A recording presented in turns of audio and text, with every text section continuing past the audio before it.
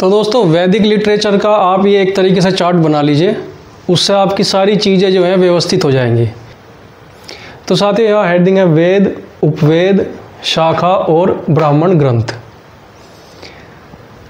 आप जानते हैं 4 वेद हो गए, 4 इनके उपवेद हो गए।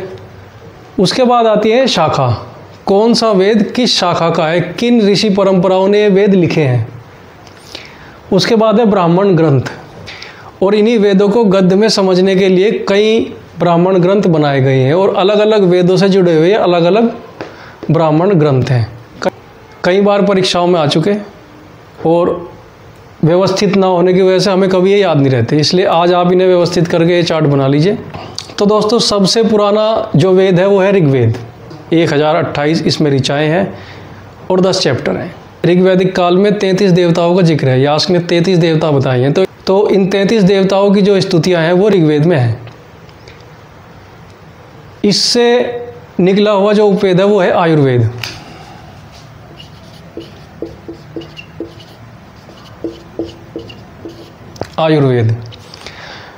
आयुर्वेद संबंधित है चिकित्सा से। कहते हैं कि आयुर्वेद की रचना भी ऋग्वेद के साथ साथ ऋषि ब्रह्मा ने की, और इसकी शाखा जो जीवित शाखा का जिसके ऋग्वेद हमें प्राप्त है वो है शाकाल। अलग अलग शाखाओं में थोड़ा थोड़ा सा डिफरेंस है, उसके बारे में भी आगे बात करेंगे। और इनके ब्राह्मण ग्रंथ है ऐतरेय और कौशिकती। ये इनसे जुड़े हुए ऐतरेय और कौशिकती, इन्होंने इनकी गद्य के रूप में व्याख्या की है। अगला हमारा वेद है सामवेद। तो साथियों सामवेद में ऋग्वेद में जो मंत्र दिए गए हैं, सामवेद में उनको गाने के नियम हैं। कौन सा मंत्र किस हवन के समय, किस यज्ञ के समय गाया जाएगा, किस तरीके से गाया जाएगा, क्या उसकी ध्वनि होगी, क्या उसकी चाल होगी, ये सारी चीज़ें डिस्कस की गई हैं सामवेद में। इसलिए इसी से निकलता है गंधर्व वेद।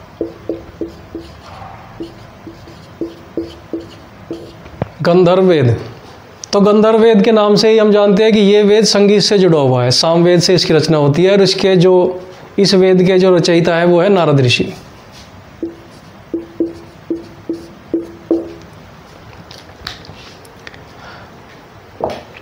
तो और सामवेद से जुड़ी हुई शाखा है कौथुम, जैमिनीय और राणायनीय। ये इससे जुड़ी हुई शाखाएं हैं जिन्होंने सामवेद का संकलन किया। और इससे जुड़ा हुआ जो ब्राह्मण ग्रंथ है वो है पंचविश ब्राह्मण। इसकी गद्य के रूप में व्याख्या इस ग्रंथ में मिलती है। साथियों यजुर्वेद में यज्ञ करने के नियम है, किस प्रकार आहुति देनी चाहिए, कौन से हाथ से देनी चाहिए, किस प्रकार यज्ञों के अंदर बैठना चाहिए, क्या उनकी वेदिकाएं किस प्रकार की बननी चाहिए, कौन कौन सी सामग्री यज्ञ में इस्तेमाल होंगी, ये सारी जानकारियां हैं यजुर्वेद में। देखो वैदिक कालीन जो समाज के लोग थे उनका अग्नि से बड़ा मोह था। उन्हें लगता था कि आग में जितनी भी हम यज्ञ करते हैं, जो भी आग में हम सामग्री डालते हैं, ये जो धुआं उड़ता है ये आसमान में जाएगा और आसमान में हमारे देवताओं तक ये आहुतियाँ पहुँचती हैं। तो इसलिए वैदिक कालीन समाज में यज्ञों का बड़ा महत्व है। उन्हें सारी चीज़ें जो हैं यज्ञ से ही मिलती हैं। तो यजुर्वेद में सारे के सारे यज्ञ करने के नियम हैं। कौन सा यज्ञ किस समय होगा, कौन करेगा, किस तरह से बैठेगा, क्या आहुति के नियम होंगे, ये सारे नियम यजुर्वेद में हैं। इससे जो उपवेद निकलता है वो है धनुर्वेद।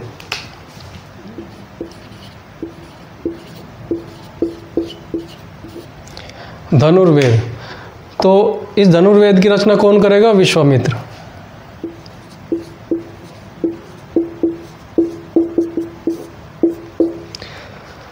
धनुर्वेद युद्ध कला से संबंधित है और इसकी रचना की विश्वामित्र ने। यजुर्वेद की 2 शाखाएं हैं, शुक्ल यजुर्वेद, कृष्ण यजुर्वेद। अथर्ववेद में भौतिक सुखों से संबंधित मंत्र है, चिकित्सा करने के मंत्र है, बीमारी को ठीक करने के मंत्र है, खेती अच्छी करने के मंत्र है, अपने जो पशु है उनको स्वस्थ करने के मंत्र है, बारिश के मंत्र है। जो अथर्ववेद का जो उपवेद है वो है शिल्प वेद। शिल्प वेद इस स्थापत्य कला से संबंधित वेद है और इसके रचयिता थे विश्वकर्मा।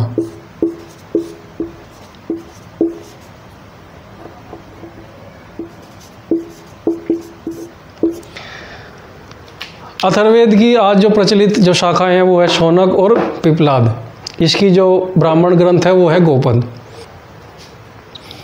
तो दोस्तों ये पूरा चार्ट आप इस तरीके से बना लीजिए और बहुत सारे क्वेश्चन तो आपके इस चार्ट में से ही मिल जाएंगे।